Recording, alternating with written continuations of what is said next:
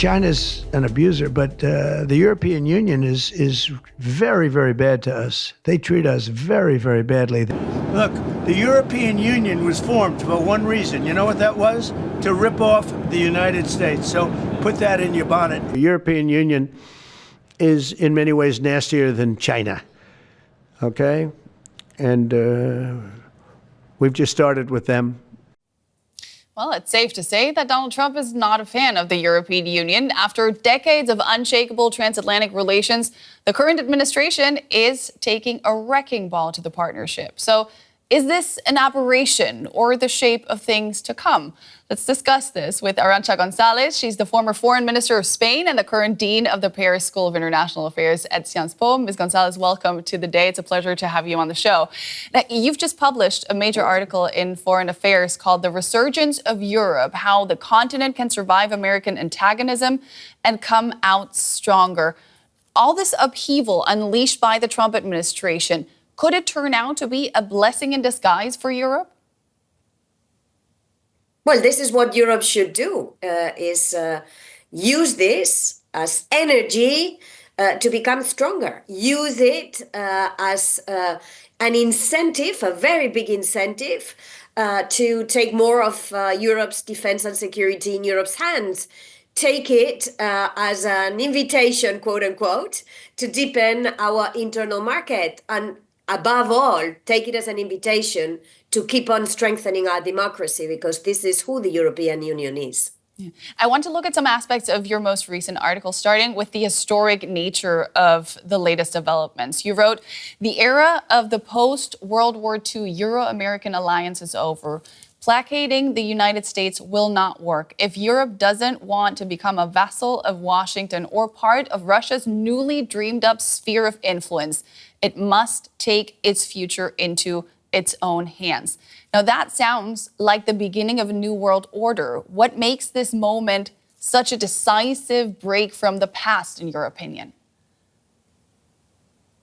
Well, I think when one hears the president of the United States speak in those terms about its ally, when from Europe we hear our defense and security ally, our democracy ally, our biggest trading partner, 4 billion euros daily in both directions, huge American investments in Europe, but also huge European investments in America that are guaranteeing millions of jobs also in the US. When we hear the president speak in those terms, when we hear the US president question Greenland, when we hear that the EU was built to cheat on America, then we get the message, or at least we should get the message. It's pretty clear that this administration does not want Europe to succeed. So the question for us is whether we take this as our future. We put our future into the hands of the US administration and without passing any judgment, or just very coldly, we take our own destiny in our own hands. But I think the message, as we have received it in Europe, is pretty loud and clear. It's loud and clear. At this point, does Europe have the leadership to take its fate into its own hands?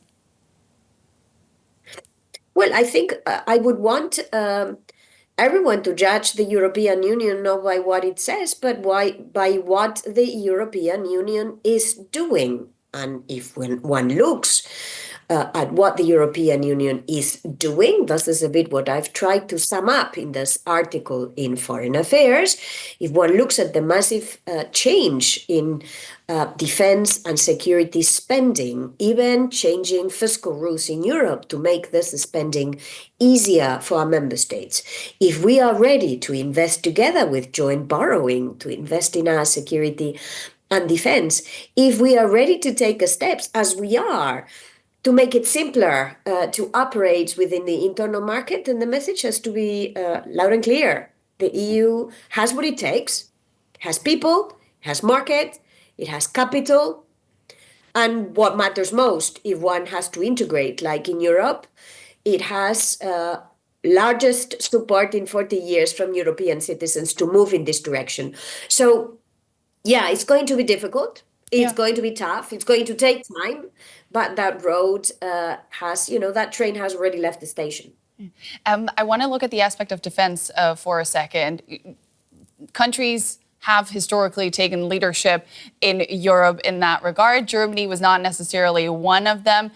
Now we're hearing a different tone coming out of Berlin. Let's hear what Germany's new Chancellor Friedrich Merz said, speaking in front of Parliament yesterday.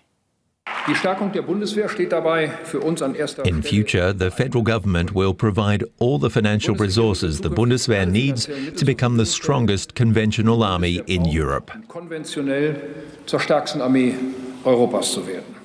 This is more than fitting for Europe's most populous and economically strongest country. And Germany is, of course, not the only EU country rethinking its defense strategy. But how coordinated are these efforts? Are we witnessing a European NATO in the making?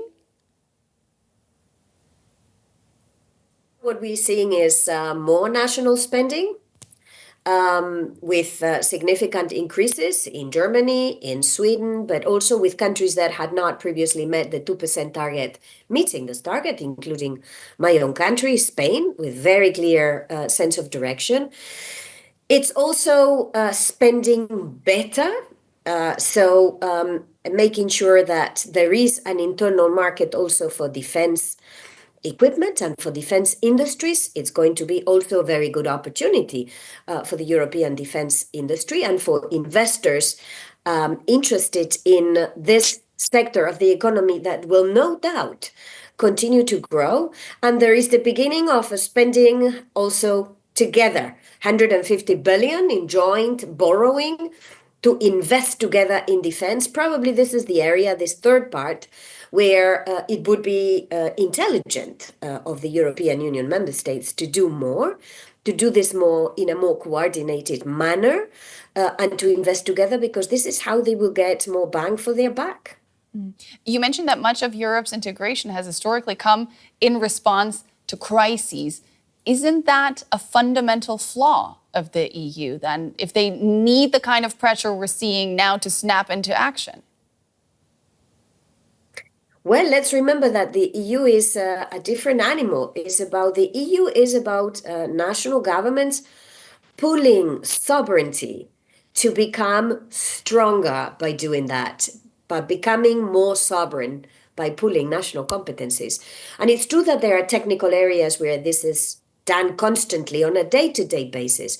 But it's also true that the big jumps in European integration, the creation of the euro, the first joint borrowing during COVID, have come as a result of crisis, including the 2008 financial crisis that did not start in Europe. It started in the US, but had a massive impact on Europe and led to the, building more of an integrated financial union in Europe. So it's not, it's the European model. And, let's face it, it is difficult, but it has worked. In these 80 years, it has worked. The EU is more prosperous than ever before. Inequalities are lowest than ever before. And the EU remains a democratic space. So, yeah, it's the European way. The European way is also one that seeks economic growth, and that is something that you also wrote about in your article. You said, and I quote, "Europe certainly faces economic headwinds, but its problems should not be exaggerated. The EU's plans for growth and investment are clear. Now it must focus on unity and speed of implementation."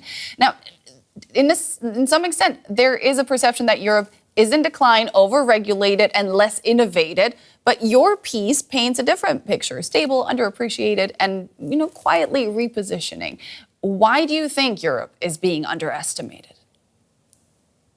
Well, we ourselves, Europeans, who are very critical of ourselves, and we've been extremely critical, and this is good because you learn also by looking at the weaknesses that you have. But when you exaggerate your weaknesses and you underestimate yourself, it makes it also clear to the others that you have weaknesses. And maybe this exercise we've gone through of analyzing the difficulties in the internal market, as painted in the letter report, and the difficulties on the competitiveness market and the competitiveness sector painted by former Prime Minister Draghi's report, have led have given the impression that Europe is weak. And don't get me wrong, there are things that Europe needs to get better at.